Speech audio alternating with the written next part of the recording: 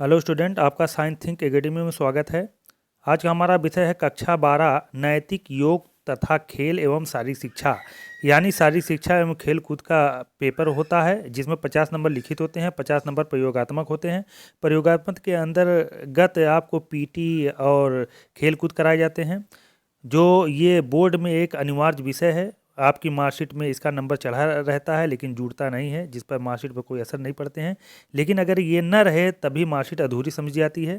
तो इसका जो पेपर है, यहाँ पर एक मॉडल पेपर हम आपको दे रहे हैं। इसको आप देखिए, लगभग 3 घंटे का पेपर होते हैं। इसमें कुछ बहुविकल्पी हैं, फिर लिखित हैं और सब प्रश्न हैं जो आपको हल कराए जाते हैं। तो चलिए आज इसको हम हल कर रहे हैं। तो पहले टाइम ना वेस्ट करते हुए जो लोग इस चैनल पर नए हैं उसको सब्सक्राइब कर लें और लाइक शेयर अवश्य कर दें, दूसरे तक पहुंचाएं ताकि दूसरे भी भला हो सके। चलिए आज का पहला सवाल है बहुविकल्पी में कि ये विषय का नाम है नैतिक योग तथा खेल एवं शारीरिक शिक्षा। आपके मार्कशीट में लिखा रहता है मोरल वाई एंड स्पोर्ट एंड शारीरिक शिक्षा। ठीक, ये 50 नंबर के होते हैं। बहुविकल्पी में देखिए पहला सवाल है कि व्यायाम व्यायाम के लाभ हैं। तो व्यायाम के क्या लाभ हैं? तो रक्त प्रवाह की गति में वृद्धि, फुर्तीलापन और भूख लगना, ये सभी। तो इसमें जो उत्तर सही हो जाएगा, इसमें ये सभी सही उत्तर हो जाएंगे। अगला सवाल है कि महर्षि पतंजलि ने 1947 ईस्वी में किस ग्रंथ की रचना की थी? तो जो इस ग्रंथ की रचना की थी, पहला है योग सूत्र, दूसरा है अष्टाध्यायी, तीसरा है आचारांगा सूत्र और चौथा है पंचतंत्र। इसमें जो सही उत्तर है यो योग सूत्र है। तो योग सूत्र पर हम निशान लगा देंगे।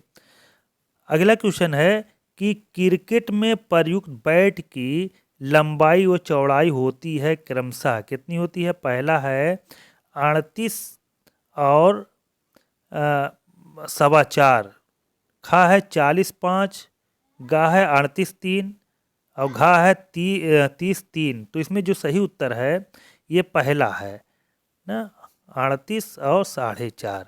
अगला क्वेश्चन है कि शारीरिक शिक्षा शिक्षा का वह भाग है जिसके अंतर्गत शारीरिक गतिविधियों द्वारा व्यक्ति को प्रशिक्षण एवं उसका पूर्ण विकास किया जाता है। यह परिभाषा किसने दी थी? तो का है टीपीनन और खा है डी अक्टूबर और गा है ए आर वोमेन और घा है जेपी थॉमस। तो इसमें जो सही उत्तर है वो ए आर वैमन का है, ए आर वैमन। अगला क्वेश्चन है कि योग के 8 अंगों में कौन शामिल है? तो योग के 8 अंगों में पहला यम नियम आसन, खा है प्राणायाम प्रत्याहार, घा है ध्यान धारण समाधि उपयुक्त सभी। तो योग के 8 अंगों में सभी शामिल हैं, तो इसमें घा पे निशान लगा लेंगे। अब कुछ अति लघुत्तरी प्रश्न दिए गए हैं जो एक एक लाइन लिखने के लिए हैं। इसको भी हमने यहाँ पे हल कर लिया है। इसको देखिए, ये है N R U N H R C. तो यू तो ये फादू ये गलत दिया है, केवल एन एच आर सी का पूरा नाम ये राष्ट्रीय मानवाधिकार आयोग होता है। तो हमने यहाँ उत्तर लिख दिया है, इसको आप देख लीजिए। अगला है संविधान में वर्णित मौलिक अधिकारों के नाम लिखिए। तो इसको भी हमने हल किया है, हम आगे आपको दिखा दे रहे हैं। तो ये वाला जो अधिकार हैं, ये समानता का अधिकार और स्वतंत्रता का अधिकार, शोषण के विरुद्ध अधिकार, धार्मिक स्वतंत्रता का अधिकार और सांस्कृतिक व शिक्षा संबंधी अधिकार, ये उसका उत्तर हो जाएगा।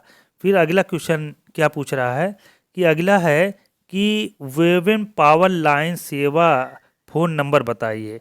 तो मेरे ख्याल से 1090 होता है, 1090। कितना होते हैं? 1090 या जो भी हो, सबको मालूम होगा, अपना देख लेंगे 1090।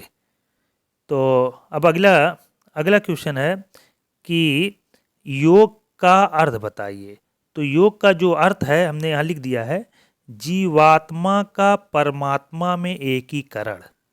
ये एक एक नंबर के सवाल है, इतना ही लिखना है। जीवात्मा का परमात्मा में एकीकरण। अगला 10वां क्वेश्चन है कि रूपांतरित शारीरिक शिक्षा का उदय कब और कैसे हुआ। तो इसका उत्तर आगे हम दिखा दे रहे हैं। ये 10वां है, इसका जो उदय हुआ है ये कब हुआ है, ये 1947 में हुआ है।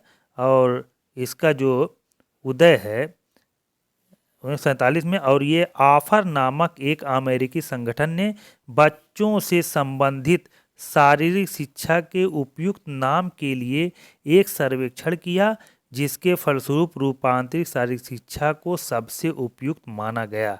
यही इसका उत्तर होगा।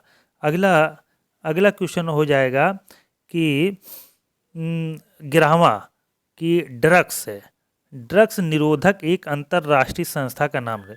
तो ये जो संस्था का नाम है नारकोटिक्स एनिनिमस अमेरिका, ये अमेरिका की संस्था है, इसका यही नाम है। अगला योग का जन्म किस देश में हुआ। तो योग का जन्म जो है ये भारतवर्ष माने जाते हैं, जो सिंधु घाटी सभ्यता के दौरान हुई थी।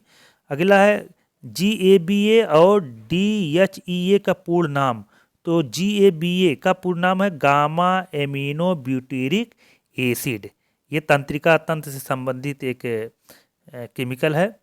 और अगला है DHEA, ये डिहाइड्रो एपी एंड्रोस्ट्रोन, ये अधिवृक्क ग्रंथि में पाई जाती है, उससे भी ये हार्मोन्स ये निकलते हैं, एक तरह का हार्मोन्स है।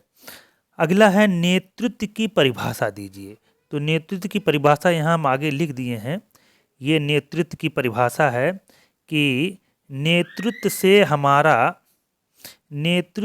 हमारा अभिप्राय व्यक्तियों को प्रोत्साहित या निर्देशित करने वाली योग्यता से है, जो व्यक्तिगत गुणों पर आधारित है, न कि पद पर है।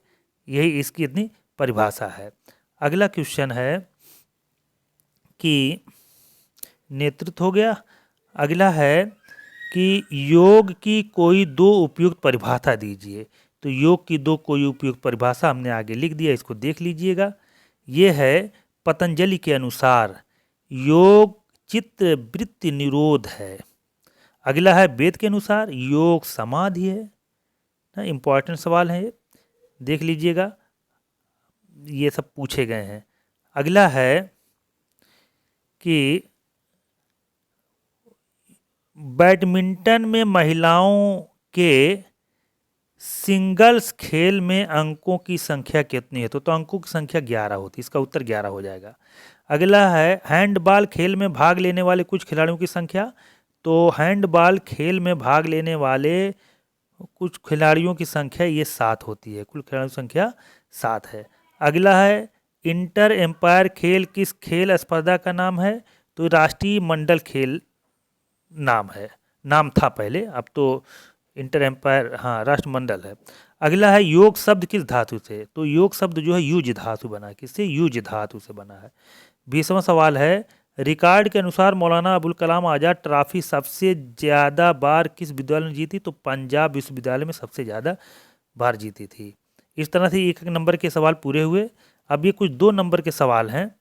2 नंबर के सवाल में ये 21वां सवाल कि राजीव गांधी खेल पुरस्कार में खिलाड़ियों को कितनी धनराशि प्रदान की जाती है, तथा ये पुरस्कार खेल जगत के किस क्षेत्र में प्रदान की जाती है। तो ये लगभग जो है धनराशि 7.5 लाख की होती है, 7.5 लाख रुपए दिए जाते हैं। और ये ओलंपिक खेल किस किस क्षेत्र में, ओलंपिक खेल में, विश्व चैंपियन में, एशियाई खेल में, राष्ट्रमंडल और शतरंज में ये प्रदान किए जाते हैं। अगला सवाल है 2 नंबर में सार्वभौमिक घोषणा पत्र के महत्व पर प्रकाश डालिए। इसको आप लोग देख लीजिएगा, अपने हिसाब से इसको लिखना रहेगा। अगला है इसी का अगला क्वेश्चन कि संवैधानिक उपचारों के अधिकार के अंतर्गत क्या अधिकार प्रदान किए गए हैं, इसको आप लोग देख लेंगे। चौथा है चाइल्ड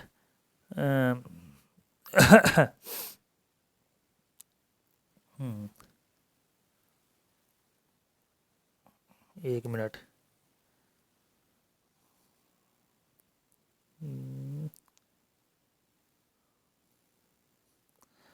अगला है कि चाइल्ड संस्थान के कार्यक्रम और गतिविधियों का उल्लेख कीजिए। 25वां सवाल है योग का संक्षिप्त इतिहास, योग के बारे में लिख देना है। अगला है मादक द्रव्यों को कितने भागों में विभाजित किया जा सकता है, वर्णन कीजिए। सब 2-2 नंबर के हैं। अगला है अष्टांग योग का अर्थ स्पष्ट कीजिए, अगर आ रहा हो तो लिख दीजिएगा। फिर अगला क्वेश्चन है कि योग के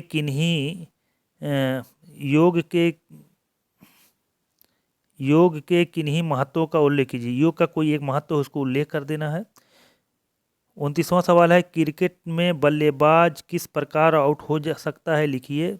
आप लोग लिख लेंगे इसके बारे में। 30वां है 17वें एशियाई खेलों के परिणाम पर संक्षिप्त विवरण दीजिए। ये सब 2-2 नंबर के सवाल थे। अब कुछ 5-5 नंबर के दीर्घ उत्तरी हैं जिसको लगभग 2 या 3 पेज में लिखना पड़ेगा। तो इसमें जो पहला सवाल है 20वें राष्ट्रमंडल खेलों के परिणाम का वर्णन करते हुए इनमें भारत के प्रदर्शन पर प्रकाश डालना है। अगर आ रहा है कर दीजिएगा, नहीं तो अर्जुन पुरस्कार पात्रता एवं चयन नियमों का वर्णन करना है। ये नहीं आ रहा है तो समाधि क्या है, समाधि की आवश्यकता प्रयोजन बताइए। ये तीनों में से एक लिख देना, 5 नंबर के हैं। 32वां सवाल है किशोरा अवस्था की समस्या बताइए, इनके समाधान का उल्लेख कीजिए। आप लोग लिख सकते हैं आराम से। अगला व्यायाम एवं योगासन के पाचन तंत्र पर पड़ने वाले लाभकारी प्रभाव का वर्णन कीजिए। अगला है बालक के मानसिक स्वास्थ्य पर हानिकारक प्रभाव डालने वाले कारों की व्याख्या कीजिए। तो इस तरह से ये जो सवाल है सब हमने इम्पोर्टेंट बता दिया है। ये मॉडल पेपर था, हमने हल कर दिया है। हो सकता है इसी आधार पर आपसे सवाल पूछ लिए जाएं, तो इसको आप लोग देख लीजिएगा। कई बार देखेंगे तो याद हो जाएगा। और अगर ये पसंद आया है तो इसको लाइक सब्सक्राइब अवश्य करें। Thank you.